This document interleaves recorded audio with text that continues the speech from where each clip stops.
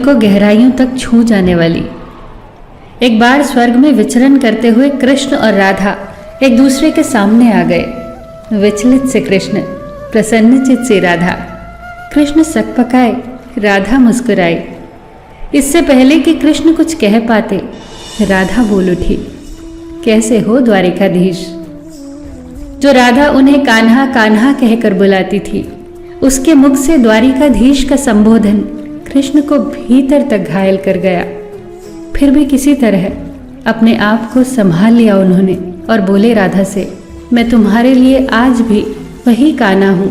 तुम तो मुझे द्वारिकाधीश मत कहो। आओ बैठते हैं, कुछ मैं अपनी कहता हूं, कुछ तुम अपनी सुनाओ। सच कहूं राधा, जब जब भी तुम्हारी याद आती थी, इन आंखों से आंसुओं की बूंदें निकल आती थी। राधा बोली, मेरे साथ ऐसा कुछ नहीं हुआ, न तुम्हारी याद आई न आंखों से आंसू बहा, क्योंकि हम कभी तुम्हें भूले ही कहाँ थे। जो तुम याद आते, इन आंखों में तो सदा तुम ही थे। कहीं आंसुओं के साथ निकल न जाओ, इसलिए रोते भी नहीं थे। कान्हा, प्रेम से अलग होने पर तुमने क्या खोया, इसका एक आईना दिखाऊं तुम्हें। कुछ कड़वे सच प्रश्न सुन पाओ तो सुनाऊं। कभी सोचा है इस तरक्की में तुम कितने पिछड़ गए। यमुना के मीठे पानी से जिंदगी की शुरुआत की और समुद्र के खारे पानी तक पहुंच गए। एक उंगली पर चलने वाले सुदर्शन चक्र पर भरोसा कर लिया और 10 उंगलियों पर चलने वाली बांसुरी को भूल गए। कान्हा, जब तुम प्रेम से जुड़े थे तो जो उंगली गोवर्धन पर्वत उठाकर लोगों को विनाश से बचाती थी, प्रेम से अलग होने पर वही उंगली क्या क्या रंग दिखाने लगी। सुदर्शन चक्र उठाकर विनाश के काम आने लगी। कान्हा और द्वारिकाधीश में क्या अंतर होता है बताऊं? कान्हा होते तो तुम सुदामा के घर जाते, सुदामा तुम्हारे घर नहीं आता। युद्ध में और प्रेम में यही तो फर्क होता है। युद्ध में आप मिटाकर जीतते हैं और प्रेम में आप मिटकर जीतते हैं। कान्हा, प्रेम में डूबा हुआ इंसान दुखी तो रह सकता है, पर किसी को दुखी नहीं कर सकता।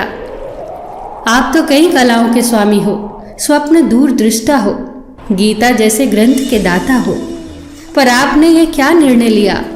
आपने अपनी पूरी सेना कौरवों को सौंप दी और अपने आप को पांडवों के साथ कर लिया। सेना तो आपकी प्रजा थी, राजा तो पालक होता है, उसका रक्षक होता है। आप जैसे महाज्ञानी उस रथ को चला रहे थे जिस पर बैठा अर्जुन आपकी प्रजा को ही मार रहा था। अपनी प्रजा को मरते देख आप में करुणा नहीं जगी, क्योंकि आप प्रेम से शून्य हो चुके थे। आज भी धरती पर जाकर देखो, आपकी द्वारिकाधीश वाली छवि को ढूंढते रह जाओगे। हर जगह, हर मंदिर में मेरे ही साथ खड़े नजर आओगे। मैं जानती हूँ कान्हा, लोग गीता के ज्ञान की बात करते हैं, उसके महत्व की बात करते हैं, पर धरती के लोग युद्ध वाले द्वारिकाधीश पर नहीं, प्रेम वाले कान्हा पर भरोसा करते हैं। गीता में मेरा दूर दूर तक नाम नहीं है, पर आज भी लोग उसके समापन पर राधे राधे कहते हैं। ये कहानी काल्पनिक जरूर है, पर इसके भीतर छिपी सीख बहुत महत्वपूर्ण है। श्री कृष्ण के पास कभी किसी प्रश्न का उत्तर ना हो, ऐसा तो हो ही नहीं सकता, परंतु राधा द्वारा लगाए गए प्रश्न चिन्हों पर कान्हा मौन रहे। यही तो है प्रेम में समर्पण का भाव। पराक्रम में हमें हर किसी को हराना होता है, तब भी हम जीतकर भी हार जाते हैं, परंतु प्रेम में एक ही कईयों का दिल जीत लेता है। सही कहा है कि छोटी सी उंगली पर पूरा गोवर्धन पर्वत उठाने वाले भगवान श्री कृष्ण छोटी सी बांसुरी को दोनों हाथों से पकड़ते थे। फिर मिलेंगे दोस्तों अगली कहानी के साथ। तब तक के लिए अपना ख्याल रखना और हमेशा मुस्कुराते रहना।